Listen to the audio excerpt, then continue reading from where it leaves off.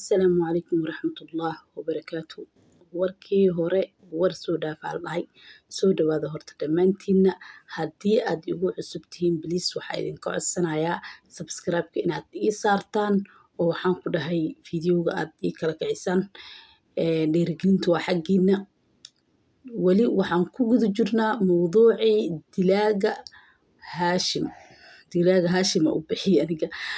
Marka waxaan ku dhahay aad ayaan ugu xumahay qof oo mujrim ah maanta yacni in oo Soomaali horta dhibaatada ay leeyihiin waxaa waaye haddii aad waxaan ku dhahay mujrim tahay xitaa qabiilkaada waxaan ku dhahay waa ku taagan yihiin oo qabiil ah waxaan ku dhahay laga yaabaa in lagugu difaaco.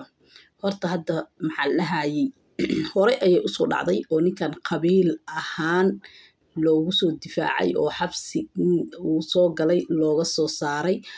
Marka ilaahay waxaan ka bari tookada inuu dadka xaqa waafajiyo oo xaqa tuso oo waxaan ku dhahay iska dhaafaan. Ninkan mujrimka ah waxaa la sheegay inuu horay xaaskiisa intuu dilay uu jarjaray oo musqul ku shubay. Xasbi Allah wa ni'mal wakiil. Yacni dilka noocaasa bismillaahir rahmaanir rahiim. dilka adduunka ugu xun waaye inaad qof dishid oo jarjartid oo hortana haddana meydkiisa waxaan ku dhahay aad musqul ku shubto. Wallaahi waxa waaye qof bini aadan ah oo muslim uu samayn karo horta ma ahan.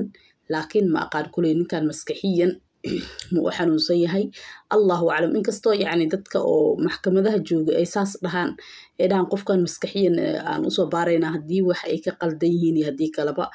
Marka ninkan hore ayuu saas usoo sameeyay waddanka Itoobiya waxaa lagu xukumay xabsi daa'in kadib markii maxaa la dhahayay madaxweynaha cusub ee Itoobiya Mustafa in la dhahaan jeclahay haddii aan qaldayna iga soo saxa uu qabsaday xabsiga dadkii ku jiray oo waxaan ku dhahay dhan qabiil ahaan baa loo soo daayay oo waa la soo fasaxay.